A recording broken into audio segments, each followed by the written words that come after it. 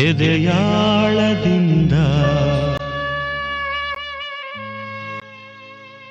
ನಮಸ್ಕಾರ ಸ್ನೇಹಿತರೆ. ಕಾಲಚಕ್ರ ಉರುತ್ತಲೇ ಇರುತ್ತೆ, ಆದರೆ ಕೆಲವು ನೆನಪುಗಳು ಮಾತ್ರ ಎಂದಿಗೂ ಮಾಸುವುದಿಲ್ಲ. ಹೌದು, ಇಂದು ಡಿಸೆಂಬರ್ 30, ಕನ್ನಡದ ಕೋಟ್ಯಾಂತರ ಅಭಿಮಾನಿಗಳ ಪಾಲಿಗೆ ಮರೆಯಲಾಗದ ಕರಾಳ ದಿನ. ನಮ್ಮೆಲ್ಲರ ಪ್ರೀತಿಯ ಸಾಹಸ ಸಿಂಹ ಅಭಿನವ ಭಾರ್ಗವ ಡಾಕ್ಟರ್ ವಿಷ್ಣುವರ್ಧನ್ ಸರ್ ಅವರು ದೈಹಿಕವಾಗಿ ನಮ್ಮನ್ನು ಅಗಲಿ ಇಂದಿಗೆ 16 ವರ್ಷಗಳು ಕಳೆದಿವೆ.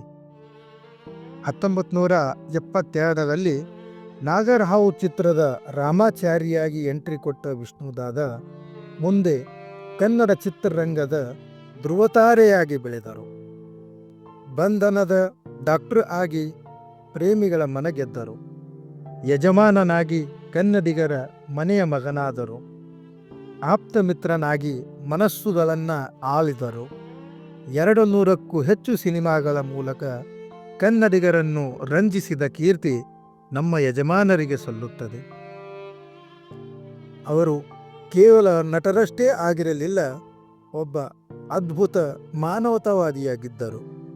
ಬಲಗೈಲಿ ಕೊಟ್ಟಿದ್ದು ಎಡಗೈಗೆ ಗೊತ್ತಾಗಬಾರದು ಎನ್ನುವ ತತ್ವ ಪಾಲಿಸುತ್ತಿದ್ದ ಅವರು ಕಷ್ಟ ಅಂತ ಬಂದವರಿಗೆ ಇಲ್ಲ ಎನ್ನದೆ ಸಹಾಯ ಮಾಡುತ್ತಿದ್ದರು. ತೆರೆಯ ಮೇಲೆ ಅವರು ಗರ್ಜಿಸುವ ಸಿಂಹವಾಗಿದ್ದರೆ ನಿಜ ಜೀವನದಲ್ಲಿ ಮಗುವಿನಂತೆ ಮೃದು ಸ್ವಭಾವದವರು. ಅದಕ್ಕೆ ಅಲ್ವಾ ಅವರು ಇಂದಿಗೂ ಕೋಟ್ಯಾಂತರ ಅಭಿಮಾನಿಗಳ ಆರಾಧ್ಯ ದೈವ ಆಗಿರೋದು.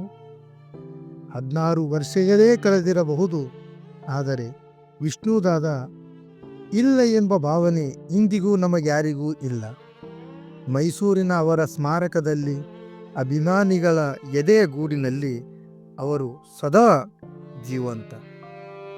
ಅವರ ಸಿನಿಮಾಗಳು, ಅವರು ಹಾಕಿಕೊಟ್ಟ ದಾರಿ, ಅವರ ಆದರ್ಶಗಳು ನಮ್ಮೊಂದಿಗೆ ಸದಾ ಇರುತ್ತವೆ.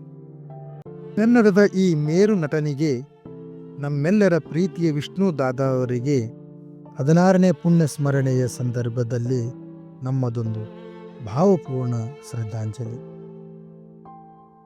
ಸ್ನೇಹಿತರೆ, ವಿಷ್ಣು ಸರ್ ಅವರ ಯಾವ ಸಿನಿಮಾ ನಿಮಗೆ ತುಂಬ ಇಷ್ಟ, ಅಥವಾ ಅವರ ಯಾವ ಆದರ್ಶ ಗುಣ ನಿಮಗೆ ಇಷ್ಟ? ಕೆಳಗೆ ಕಮೆಂಟ್ ಮಾಡಿ ತಿಳಿಸಿ. ಧನ್ಯವಾದಗಳು.